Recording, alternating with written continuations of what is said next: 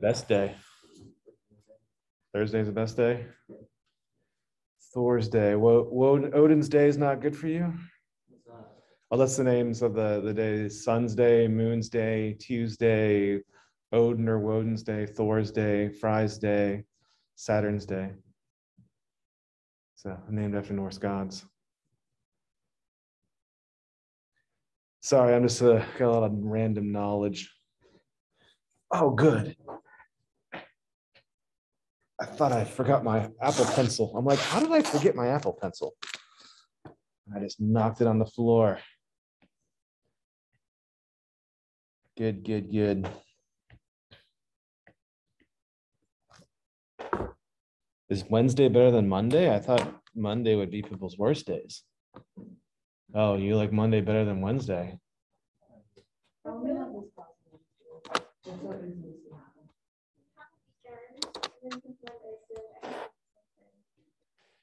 Wednesday, like I did 2 days doing stuff, so I don't want to do stuff.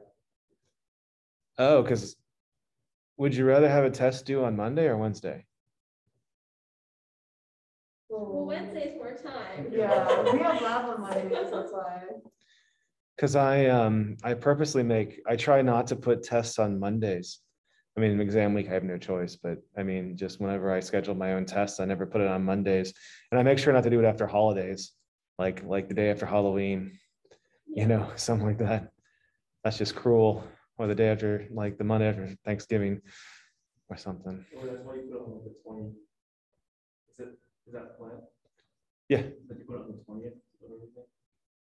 Not necessarily. I mean, it's just I try to schedule it kind of in even chunks of sorts, even though like I know that the current test is whatever, just the periodic trends and quantum mechanics, and it's just, I mean, I don't know. I need to make it even. But I mean we usually go through that material pretty quickly, but I wanted to do it the same as the online section. So like, because I had student complaints, so I'm trying to avoid that. So just that things that were not the same on online versus face to face. I did do different tests, paper tests, and I mean online, by nature is open note, open book. But I was also told the plan for if we shut down school because of COVID.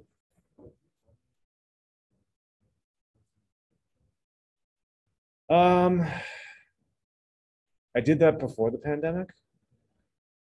But I also had, and I taught online as well, but I put all the tests online, and then they were similar but not the same, and students complained about that. Not necessarily. Could we lose? No. Well, I mean, but chemistry is just not something you can really Google or do anything with, right? It's not like, and I mean, what is the occasion that you need to randomly have, all this information at your fingertips, right? I mean, like, if you're a surgeon operating on a patient, yeah, you should know anatomy really, really well, but I mean, I don't know. I guess the Navy trains people like thermodynamics and like uses of steam tables and calculations that you do for like engine stuff and or like artillery. But I guess computers do that now. But they used to do it. I mean, they used to do calculations for artillery shells and stuff like in the cannons. I guess that's like World War I and Civil War and that kind of stuff, though. But anyways, so I'm actually, if you're wondering what I'm looking at the schedule, I'm trying to work ahead a little bit. Last chapter is pretty tough, and I want to do an activity the day before Thanksgiving, and I just so we could play around with Lewis structures. You'll probably get it in your chem lab too, but I'm just going to go ahead and do it again because students tend to have a hard time with it. And also, I think next week I'll do a review session too. So That's my plan. Before the chapter 3 test. I mean, Yes. Yes. Quantum and pure electrons. Well, what I'm going to do is I'm going to look at people's homework and see where they're getting stuck. We have a review session for a review of oscillates for. Oh yeah. Yeah. Maybe as many as 2. At least 1, maybe 2. So hopefully it'll be nice and chill for you guys this semester for at least chemistry. Because man, I remember being a student and that was just really tough. You know, like as you get to the end of the term. Are you guys feeling that with the other classes? Are you feeling that with your other classes? No, or do you feel like the huge amount of stress and the teacher's trying to cram in all the information at the end? More like 2 weeks ago, it was pretty bad. Oh. Right now it's kind of like this little troll. Oh, that's nice. Like a Leonard Jones 612 potential. That's what I can show you that. Oops. This is bonding.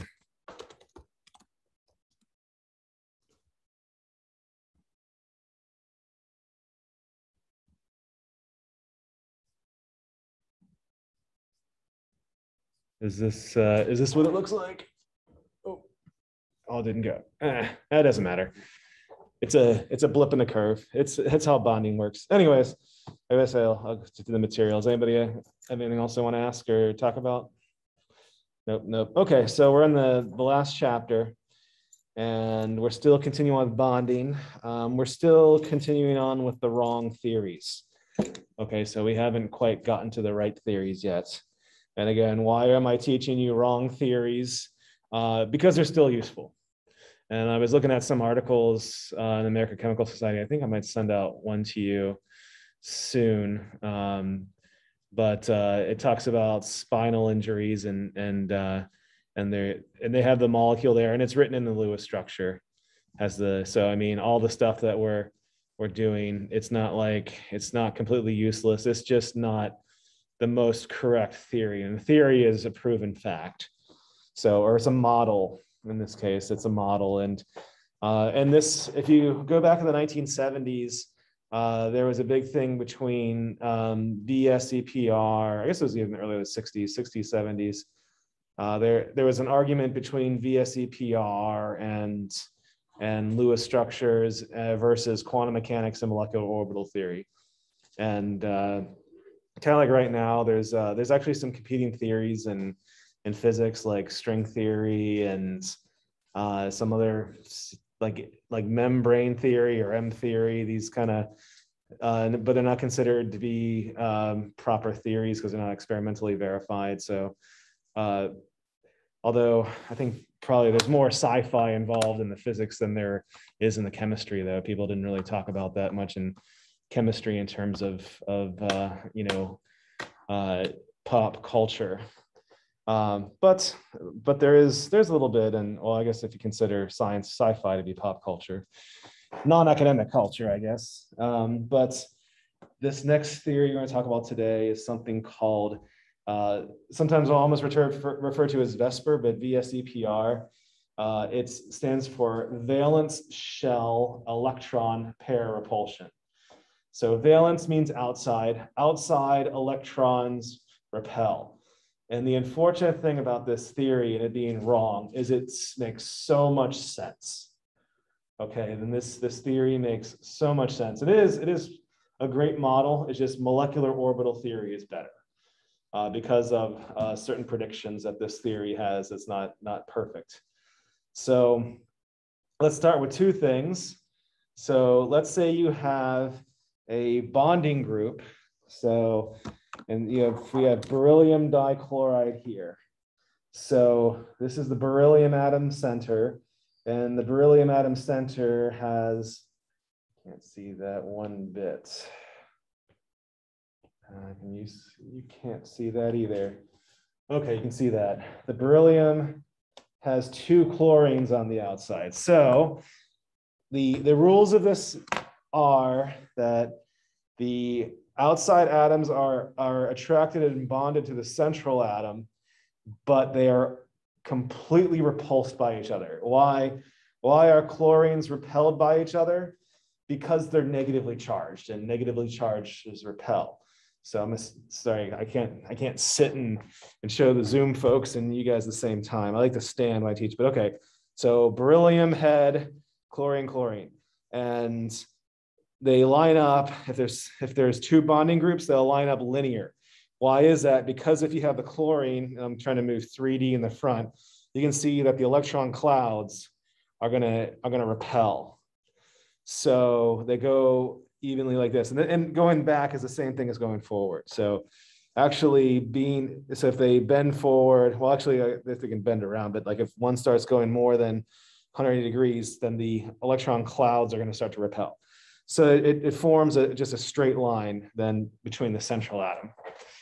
And so this is linear geometry, and the bond angle is 180 degrees or pi radians. Do you guys even know what radians are? Or okay. Do you prefer pi, or do you prefer radians or prefer degrees? So I can do. Does anybody prefer degrees, or has anybody prefer radians? Okay. I think I should like radians better. I like degrees better. Should like radians better. Fair enough. And the other thing about this is it doesn't matter how many bonds there are, it's just the number of bonding groups. So like for carbon dioxide here, so carbon dioxide is, oh, that's too many dots, is a double bond. So with carbon here, carbon sees two things. It sees an oxygen and an oxygen. So it's just two bonding groups. So the carbon, just in the world of the carbon atom here, it sees two balls of negative charge. And those negative charges repel each other and it forms a line. Another molecule is hydrogen cyanide. So hydrogen cyanide here, even these are different atoms, and this is a single bond and this is a triple bond. To the carbon experiences two negative groups. It has a hydrogen atom and a nitrogen atom. So those are just two different groups of negative charge, and it's bonded to the central carbon atom. So then that's what I mean by the geometry. So beryllium dichloride, carbon dioxide, and hydrogen cyanide, these are all going to have the same linear geometry, and the bond angle, this bond angle here is in fact 180 degrees. So for all three. So this is two groups, and I'm saying this is akin to like if you have a planar dance club, what's going to happen then if you have a third group is going to jump in on the bonding party? What do you think is going to happen?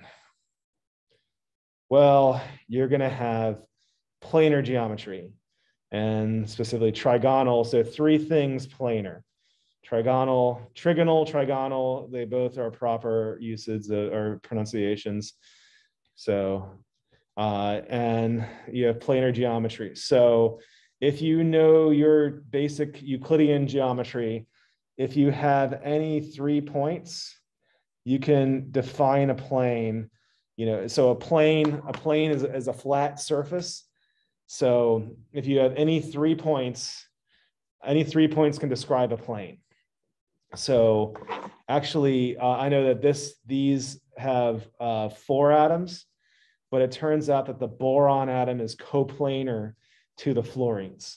So meaning that all 4 of these atoms are on the same plane. So I mean, it's a flat molecule. I mean, if this is your plane, if this is your bonding plane, you'll have boron in the middle. So I'll do it this way, this plane. You have boron in the middle, and then you'll have 3 fluorines.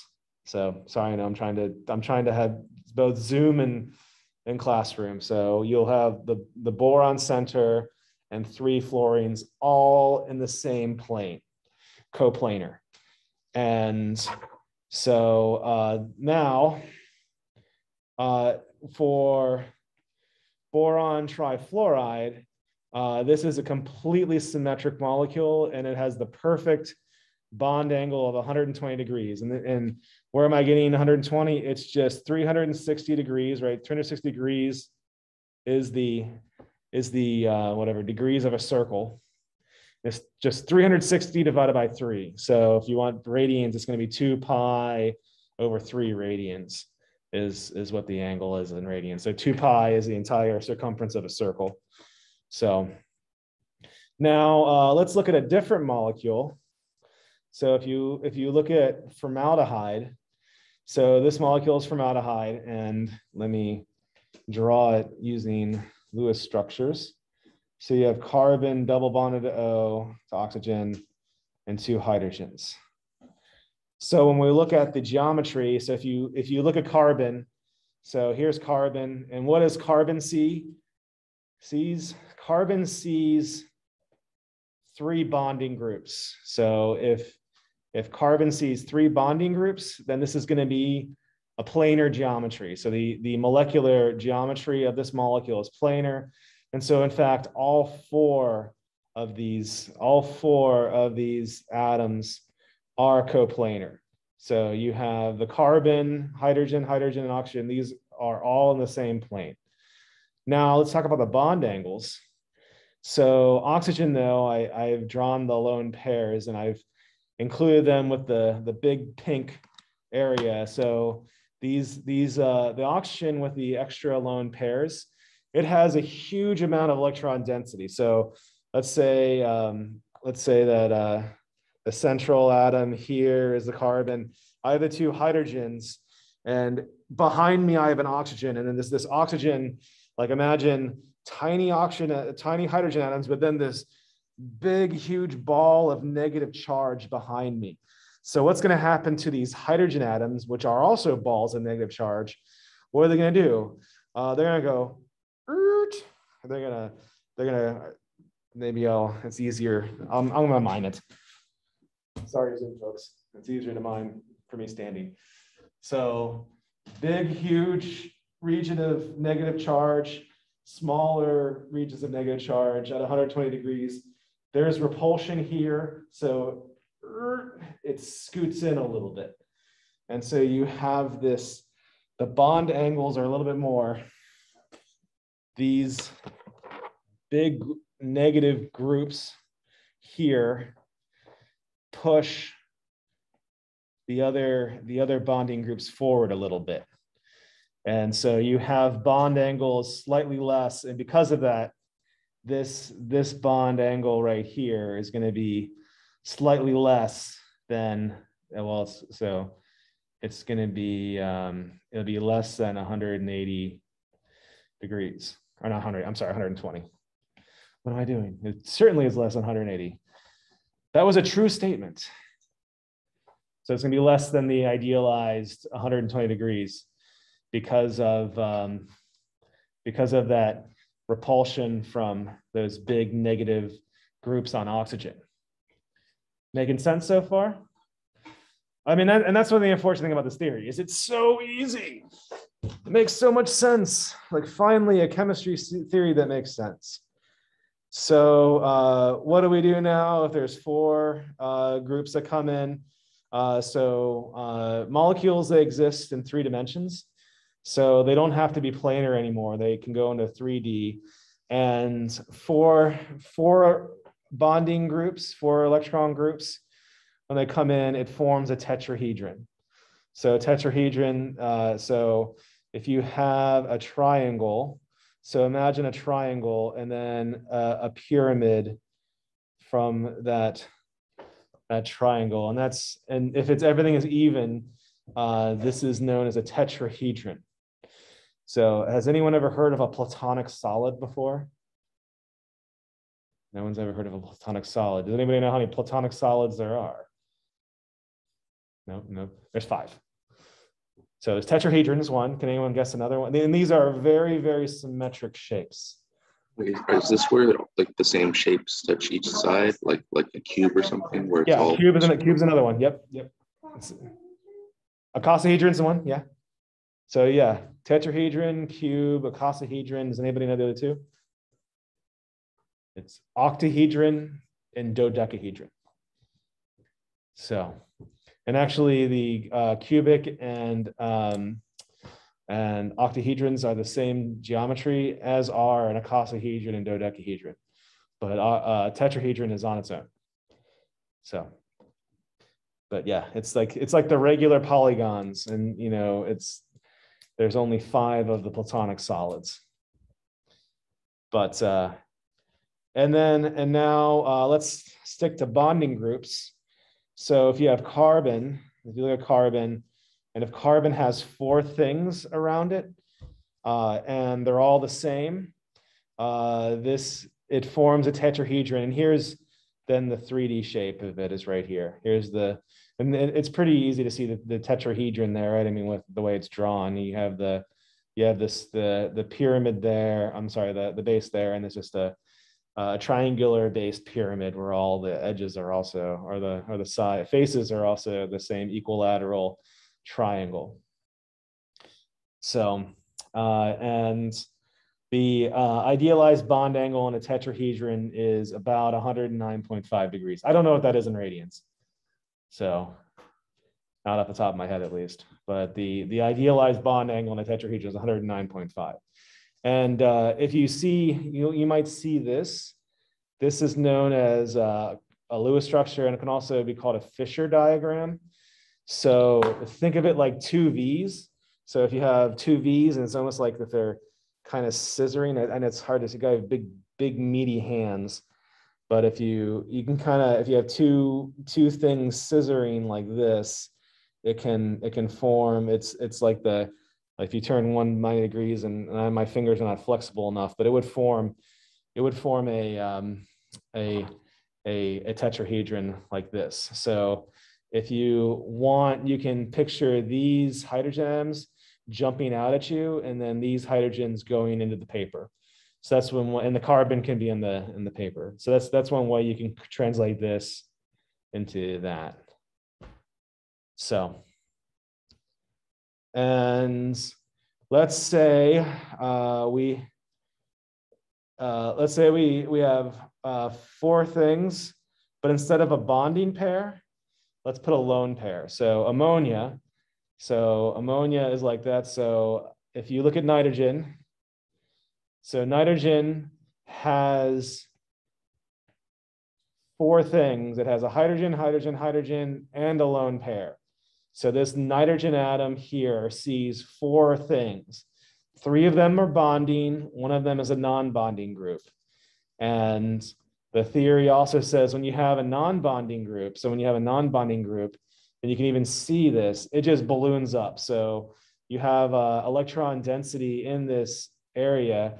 There's no atom. So here, right, you have positive centers that can draw in the electron cloud.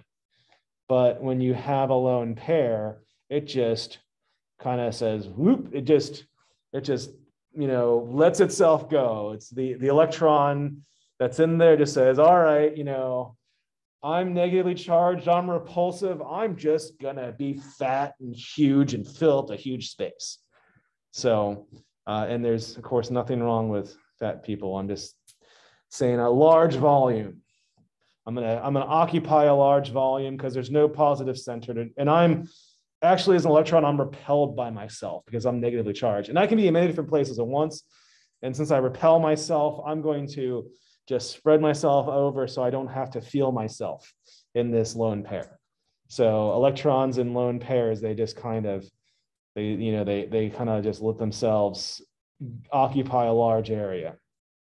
Of course, the electron is still attracted to the nitrogen. So it doesn't just take up all space, but it doesn't have a positive center to draw itself in. So now again, just like with the formaldehyde example, you have this huge region of negatively charged. And what does that do?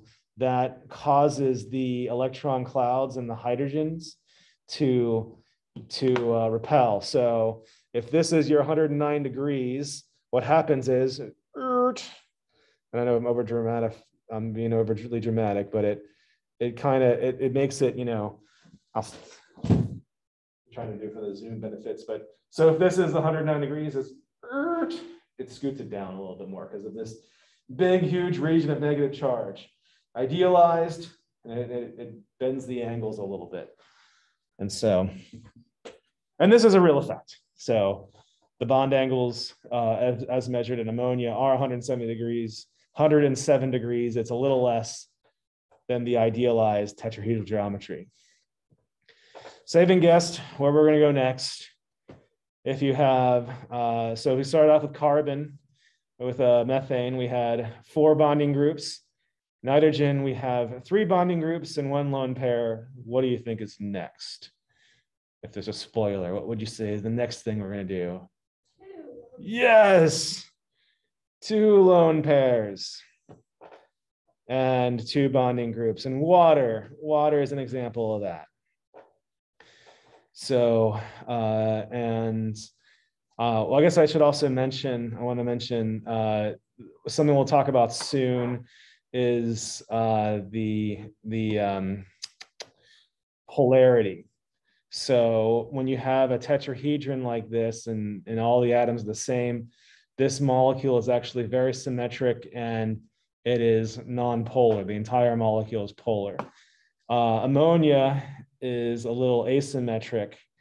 And then because of that, it ends up having a negative end of the molecule here and a positive end of the molecule here. And this molecule acts like, not like a magnet because it's electronic field, but an electronic-ish magnet. It changes the properties of things. So like, generally speaking, molecules that are polar will mix with other polar molecules and non-polar will mix with non-polar molecules and such. Okay, so let's go on and talk about water. So water has oxygen. So oxygen here sees 4 things. It sees a hydrogen, and a lone pair and a low pair. So there's 4 things around that central oxygen atom. And so because of that, it forms a tetrahedron. And then the tetrahedron, but then again, we have these big, huge balls of negative charge. And just like ammonia, it's going to compress that angle. And it's even because there's 2 lone pairs, it compresses even 4. Ammonia was 107. This is 104.5 degrees. Oh, and I also forgot to mention, we have a difference here in electronic geometry and molecular geometry. So for methane, 4 bonding groups, the electronic geometry and the molecular geometry are exactly the same. But when you get to ammonia, the electron groups form a tetrahedron. But if you just look at the atoms, the atoms form a triangular based pyramid. So we have a triangle here and then the pyramid at the top, like the Egyptian pyramids, for instance, they're square-based pyramids. So you draw a square and then the 4 corners. That's the Egyptian pyramid. This is a triangular-based pyramid. So this is called trigonal pyramidal. So trigonal pyramidal, trigonal pyramidal, however you want to say it. And so how is this different? I thought a tetrahedron was a pyramid. Yes, a tetrahedron is a pyramid, but you've kind of sliced it down. So where you have, I've written and drawn in the black a little darker in the middle. That's not a tetrahedron. A tetrahedron is a Platonic solid. It's got the very idealized form, and it's this pyramid is much shorter than the tetrahedron. So that's the reason why we give it its own name. So, and likewise with water, we have the electronic geometry be tetrahedral. It's tetrahedral. So it's 4 things. 4 things means tetrahedral.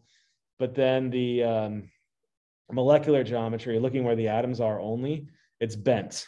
So water is like a V shape. So it's hard to see. It's a V shape. So water, oxygen, hydrogen, hydrogen. It's a really V-shaped molecule. And it's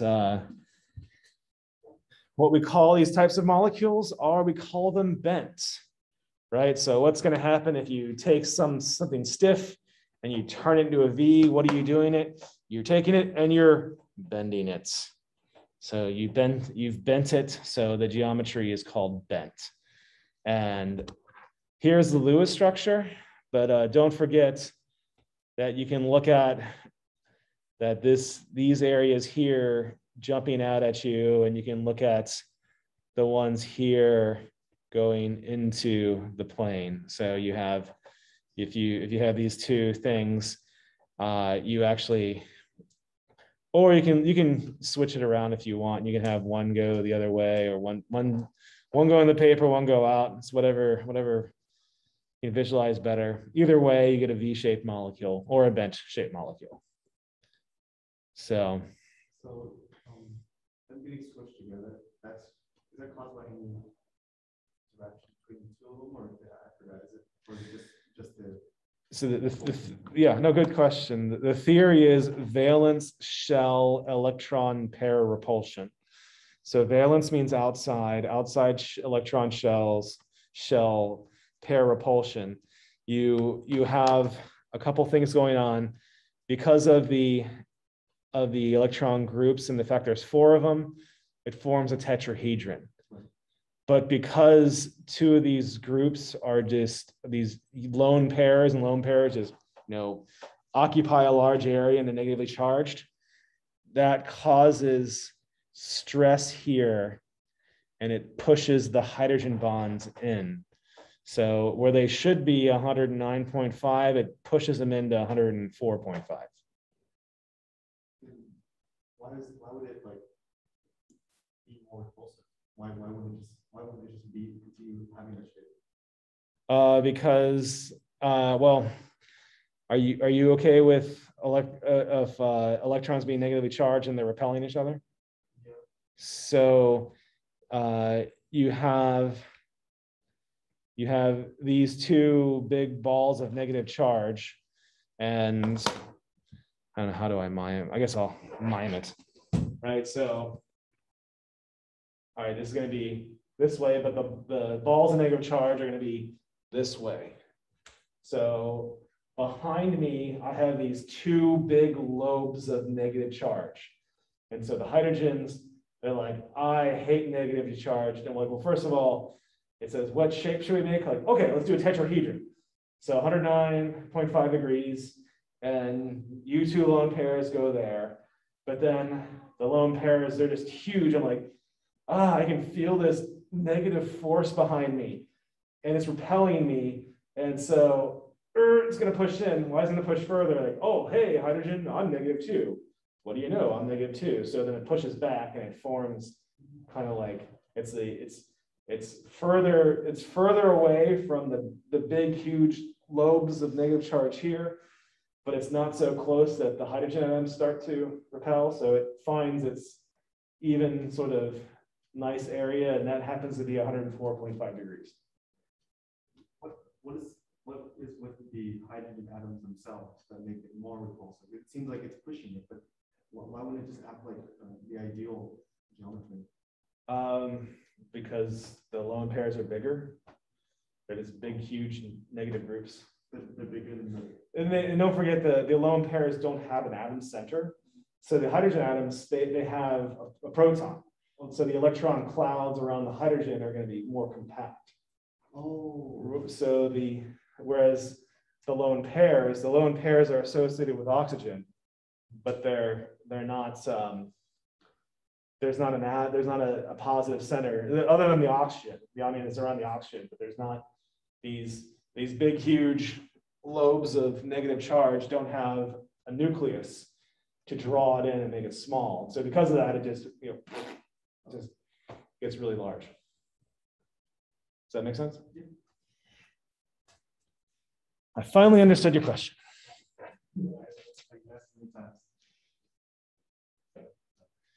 Oh, it's communication's a 2-way street, man. Okay, so And as you can see from that, you have the no lone pairs, you have the idealized geometry, all bonding, no lone pairs, you have the idealized tetrahedral geometry. And not only that, these are all the same atoms. So the hydrogens are all the same. Let's say you, instead of a hydrogen, I put a fluorine atom here. And then it would push these down because the fluorine has the negative charge as well. So, but anyways, here, sticking to just the second period and hydrogens. So carbon, all things even, has the idealized tetrahedral geometry. Ammonia has a pyramid. It has the molecular geometry is a pyramid and a triangular based pyramid, trigonal pyramidal geometry, but the electronic geometry is still the tetrahedron. But actually, I shouldn't have done that. It has the lone pair there, and having that lone pair actually pushes down on the angles here, and it makes it a little less than the idealized. Same thing with oxygen and water. Now, instead of one region of negative charge, there's two, and it pushes on that angle a little harder. So, making sense so far? Okay, any questions? So, why do 4 bonding groups when you can do 5? So 5 bonding groups, and this is known as trigonal bipyramidal geometry. So meaning you have a triangle and then it's a double pyramid. Pyramid down below, pyramid up top. So trigonal, so triangle based by 2 pyramids geometry. So 2 triangular based pyramids geometry. And the geometry forms as such. You have the same thing as the trigonal planar. So here, these 4 atoms, they're all coplanar. And then you have one above and one below. So if you see my heart as the, although my heart is down here, but you pretend like my heart is in the middle of my sternum, you have so 2 chlorines here in the plane, 1 chlorine, I don't have my third arm yet, 1 chlorine behind. So this here, this is all coplanar, so 3 things. Then my head would be axial and my belly button would be axial. So you have above and below. So you have 3 in the plane, and that's also called the equator, the equatorial positions. The equatorial positions, and then above and below, head and belly button. Right, so, and then now the next thing that's a little less obvious, when you start to add groups, so when you start to add lone pairs, they add to the equatorial positions. So, and the reason for that is because if you have the lone pair that's up top, so if you have a lone pair up top here, this is perpendicular, so it's 90 degrees. So, and you'll have this big region of negative charge perpendicular to the equator. And it's actually less energy and less repulsive, in this case, less repulsive, to put a lone pair along the equator or a big negative electron. It doesn't necessarily have to be a lone pair. Like, let's say instead of of a lone pair, I had it be an iodine atom. The iodine atom is going to attach along the equator as well, because it's a big atom. So it's bigger than chlorine. So it's going to attach itself along the equator.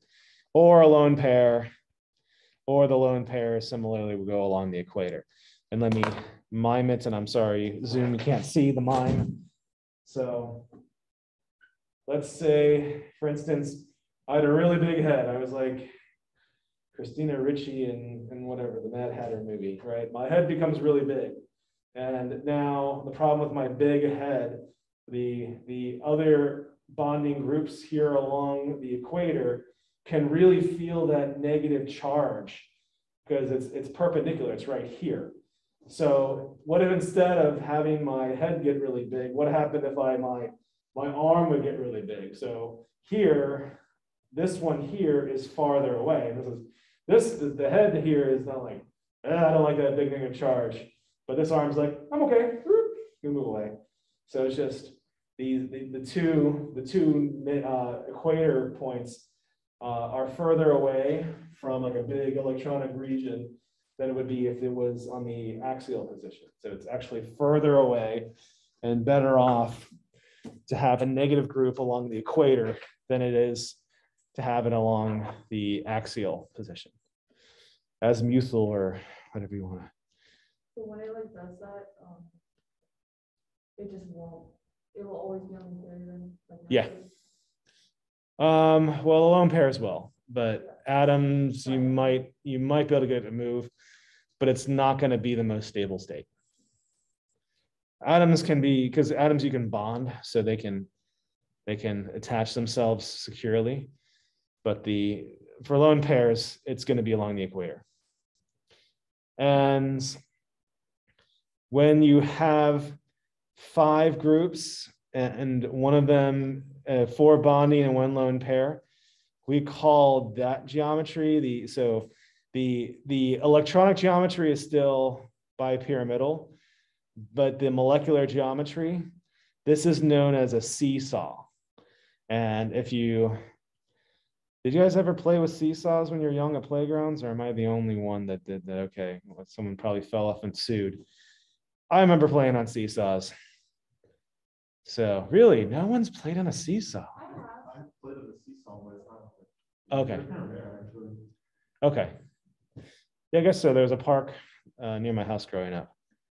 So, okay, good. I'm not completely, the weird guy from Ohio who's over 40 years old now.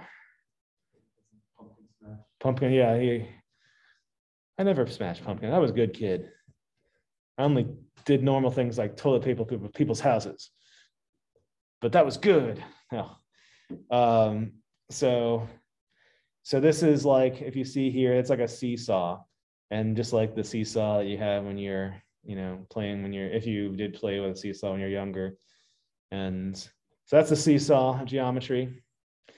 And now if we have,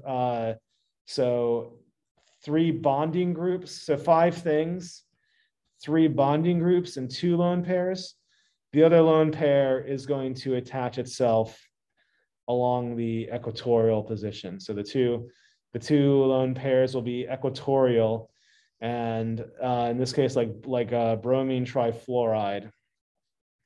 So the electronic geometry is bipyramidal, but the molecular geometry is T-shaped. So it's not like our T, like this T that we have. It's like a little base and a long T. It's like an ugly looking table. It's like the impossible table to eat on kind of thing. I mean, it's not a seesaw. Seesaw is another one, but that's like a 1 leg long table. So this is your T-shaped. So, and then now if we have the 5 things, 2 bonding groups, 3 lone pairs, then this becomes linear. All the electrons all go equatorial, and then the z-axis, the azimuthal axis, You just have all the atoms are all collinear, and you have a linear molecular geometry. So, makes sense? Questions so far? Okay, and what I want you to think of this, I want you to think of it as like two triangular based pyramids. So, and that's going to become important when we talk about when things are polar or not. So this molecule right here is nonpolar. I know we haven't talked about polarity yet, but this molecule is nonpolar. If you now have if you replace an atom, so this one is not the same as this one. So this molecule, as I've drawn with the fluorine there, is a polar molecule. I know, and actually, I guess the fluorine would go there. Then if you have another fluorine atom here, actually it turns out this molecule is nonpolar because the fluorines here are even along here. So sorry, the fluorines cancel each other out, if you will, along the z-axis, or should I say z? I don't know. And if you have another fluorine here, now this molecule is polar because it's different along here, along the equator, but it's not, actually here it's fine, but it's different. It's different along the equator. So, but we'll get to that later. I'm just kind of priming your brain for now. Okay, so moving on, let's go talk about 6 things. And 6 things, when they join together, this forms an octahedron. So an octahedron, and I mentioned before, an octahedron is actually the same thing as a cube. So if you draw a cube,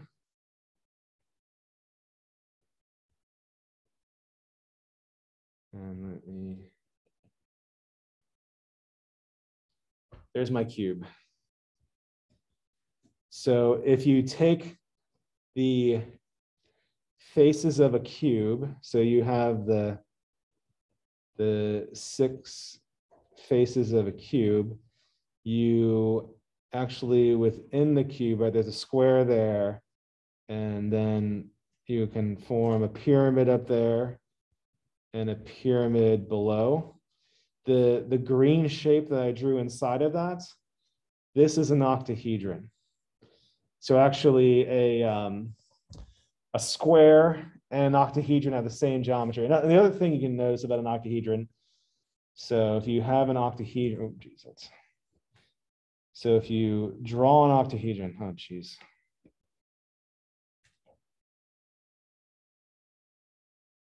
If you draw an octahedron,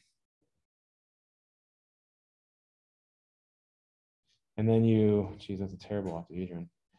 Anyways, if you get the 4 faces of it and the 4 faces up top, you actually can draw a cube.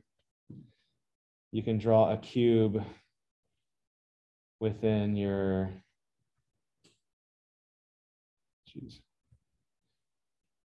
So it's like the relationship between a triangle and a square. Oh, geez. I know it looks horrible. Let me start doing the internet. Let me look at. I don't want you to see my search history. That's the only problem.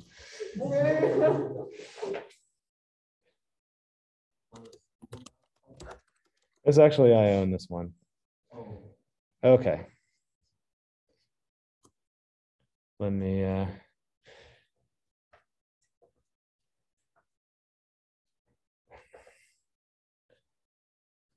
Actually, maybe I can. Oops. Where's my Zoom? Come on, Zoom meeting. Where are you? I must. Because I was looking at various political things. I try to keep. You know, as little politics and whatnot involved in class. I was looking at the the whatever case. Where is the Zoom meeting?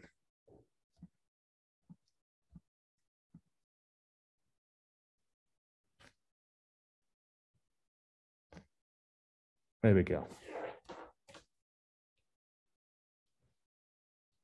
So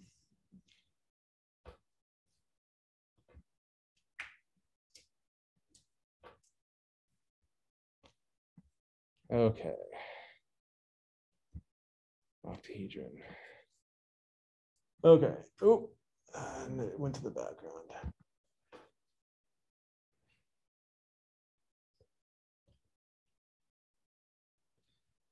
Come on, air server. No, let me do this.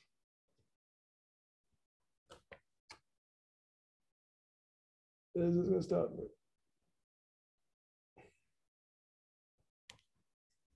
Why is this not showing up? Oh, here we go. Okay. Oh, that's a much better picture. All right. This is an octahedron. This is what I was trying to draw. And you can actually fit, if you see here, a square fits into an octahedron. Copy and paste that into your.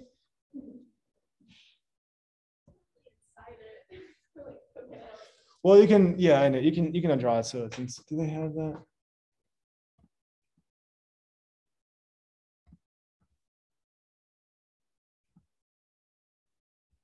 Okay. Octahedron in where?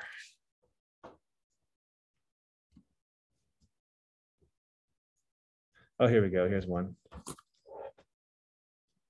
Oh.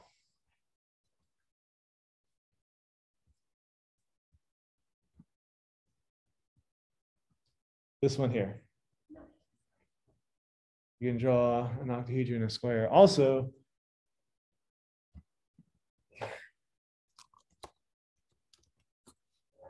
so pyrite is it's a fool's gold mineral. It has octahedral geometry, and you can see. I wonder if they have a pyrite. They have. You can see this octahedron. Okay, they have all squares. Okay, you can have it be an octahedron too. Oh, wait, but they show different ones here. Oh, that's kind of cool. Reiki crystals. Is it supposed to be sharing or? Oh, can you? Oh, you don't see it? Oh, shoot.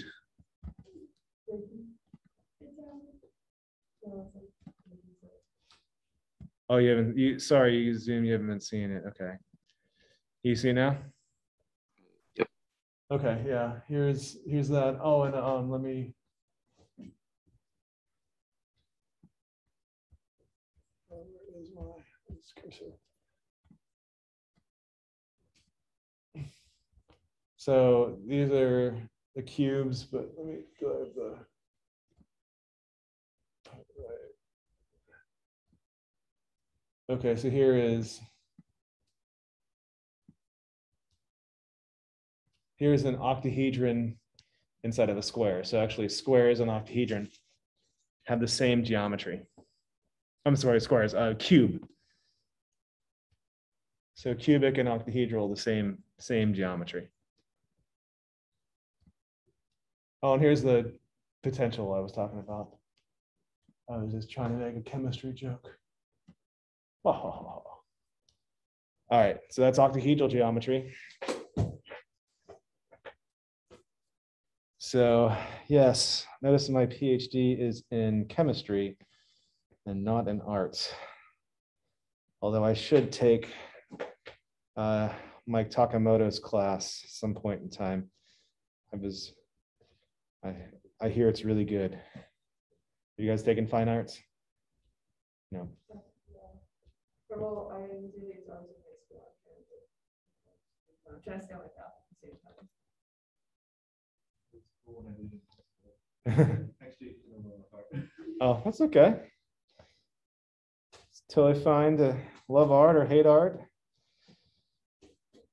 So But octahedral geometry, everything is perpendicular.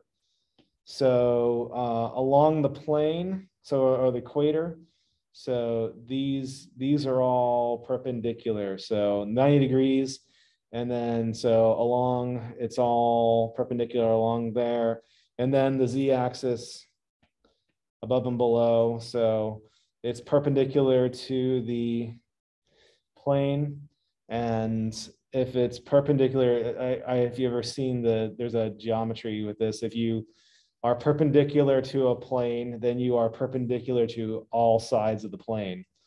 So if you have a plane and you have something that's perpendicular to that plane, then it's perpendicular to all the different angles along that plane. So these are all perpendicular. And if you have one lone pair, so this is 6 groups, all bonding. This is going to be octahedral electronic geometry and octahedral molecular geometry. When you have a lone pair, and it honestly doesn't matter where you put the lone pair. So, right, if you put the lone pair here, it's the same as putting it there. These atoms are all equivalent. These are all equivalent.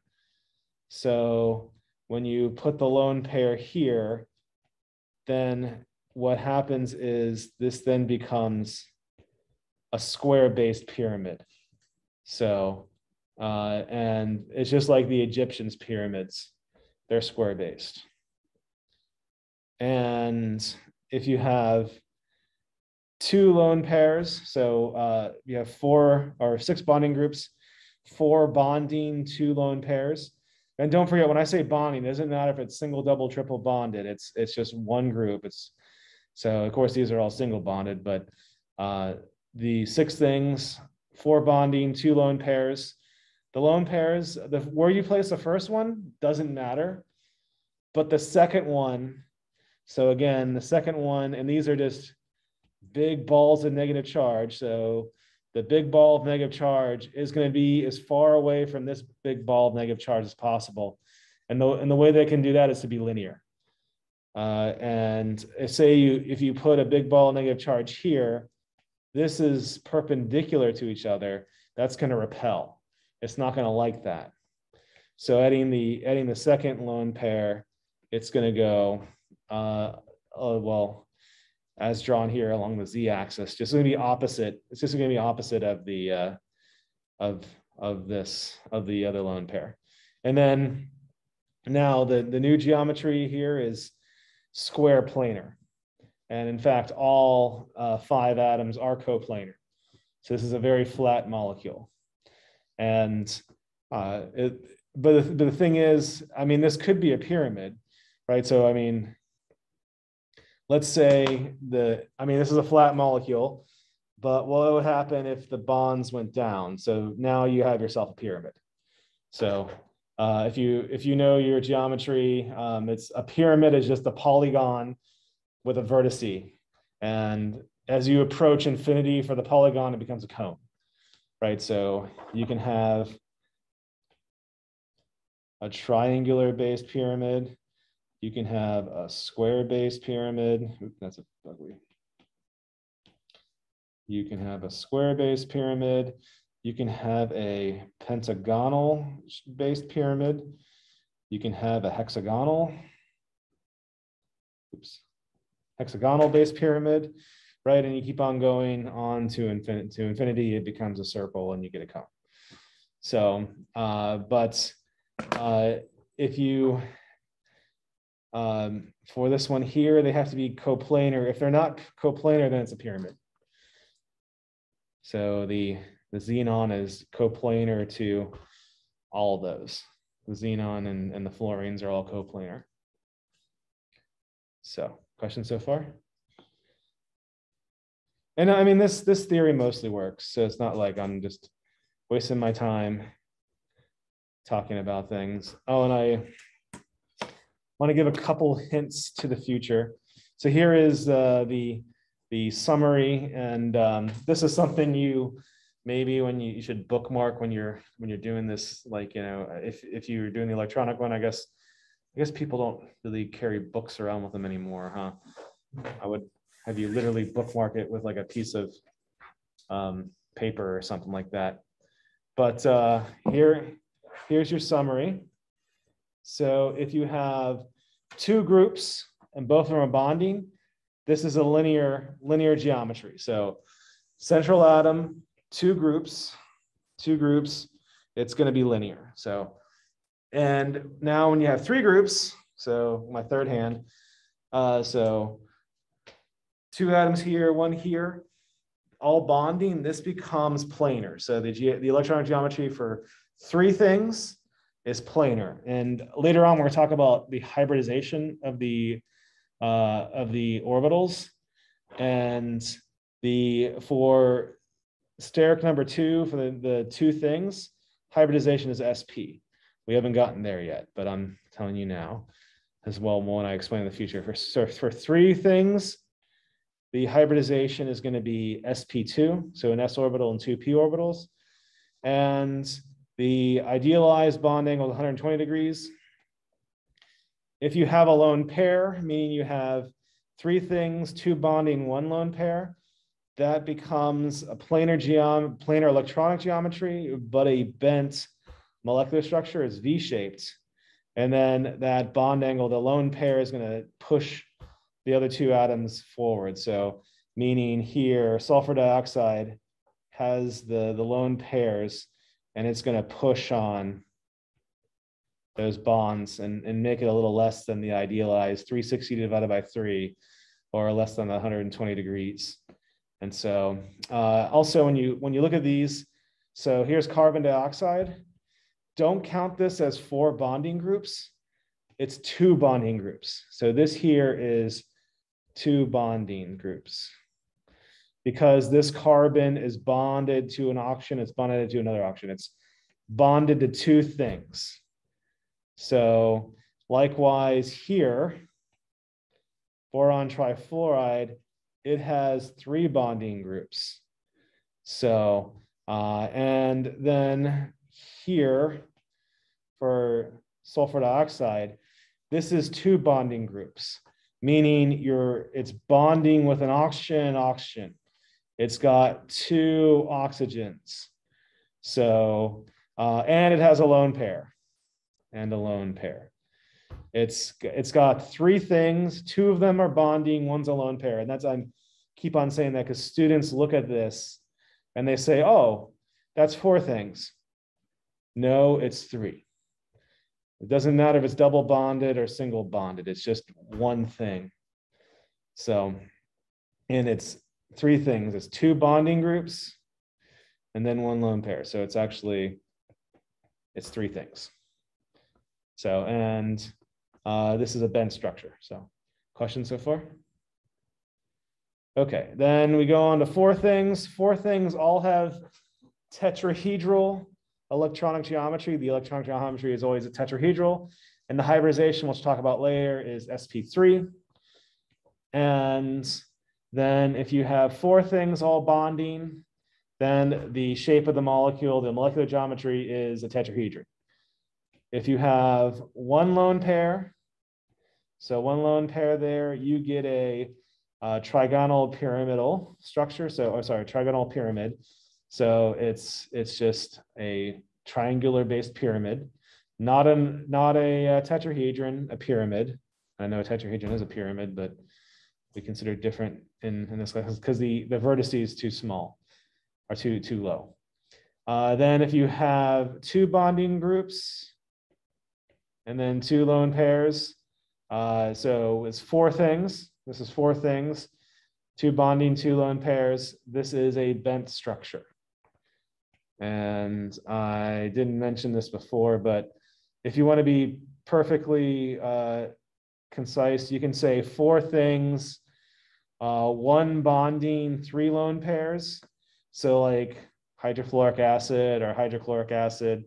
So if you look at fluorine, so what does fluorine see? Fluorine sees 3 non-bonding groups and 1 bonding group. So it's these 4 things, all of them. So that 4 things means tetrahedral geometry, sp3 hybridization, but the geometry is linear. It has to be linear because there's 2 points. Like what does 2 points define? Defines a line. So that's another thing with geometry, right? So if you have 2 points, they, or at least along a line, you can define any 2 points. And 3 points that are not collinear. So like, right, I can draw an infinite number of points along the line. But as soon as I draw a point outside of a line, I have myself a plane. So 3 points, not, and none of them collinear, or not all, or all 3 not collinear. I can define a plane. So, but okay. So when it has 2 bonds and 2 lone pairs, the textbook says that, but you said it's linear just because it's like. So if you have 4 things, 4 things, 3 non-bond, 3 lone pairs, 1 bonding, that's linear. Yeah. So why wouldn't the 2 bonds and 2 lone pairs be linear? Because isn't it the 2 lone pairs are both like repelling them, right? So you're talking about the bent structure. So yeah, the bent. Well, how come it wouldn't be linear if there's 2 lone pairs at the top and bottom? I'd be like repelling at the same. okay, but don't forget that that each of these angles is 109.5, or at least it starts off that way. So it's going to be oxygen. It's going to have a hydrogen, lone pair.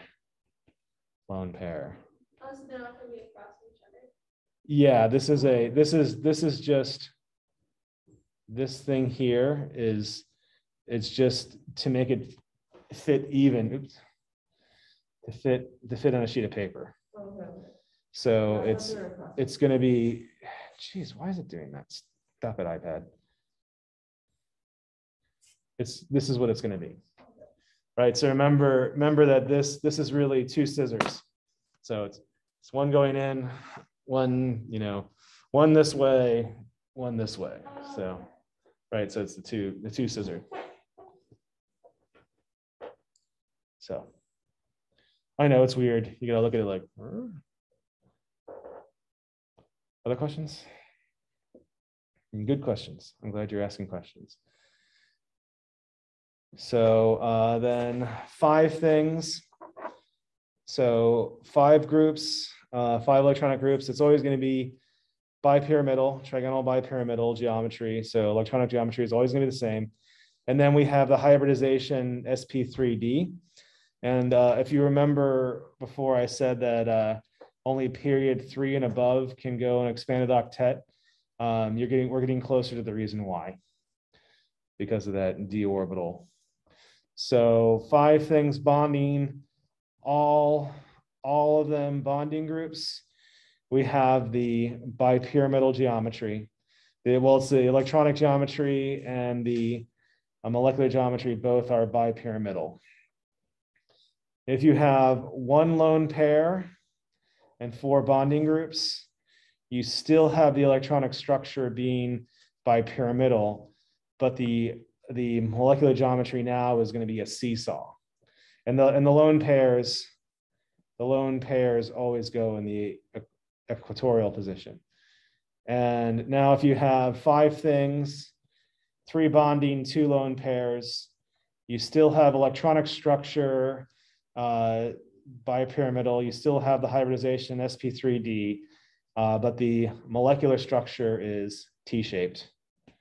And then if you have 5 groups, 2 bonding, 3 lone pair, those are 5 groups. We still have bipyramidal electronic geometry, sp3d hybridization, but the geometry is now linear. These atoms are all collinear. At least their atomic centers are collinear. I know that it's still like a beaded necklace. Then moving on to octahedral. So 6 things are octahedral. For octahedral geometry, hybridization, which you haven't covered yet, is sp3d2. If you have 6 things, all of them bonding, you have octahedral geometry, both electronic and molecular.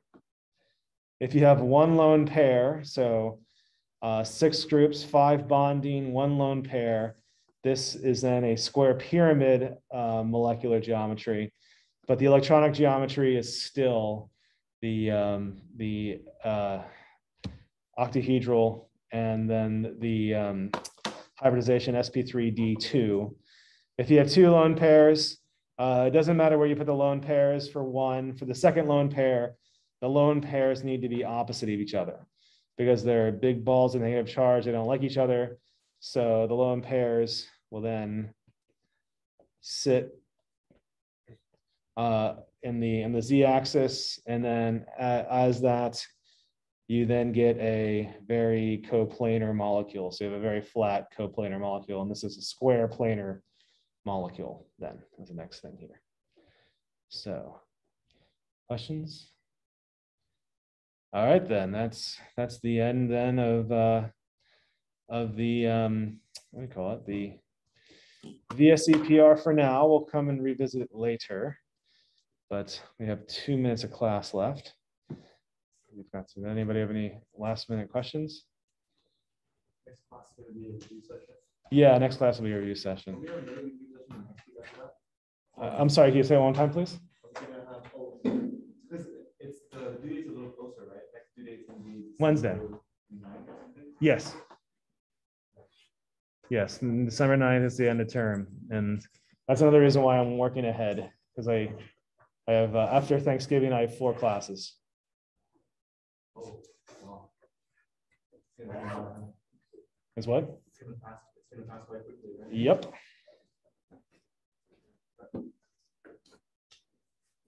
All right, then. So then the final exam is that for like for our exam week, right? Yeah.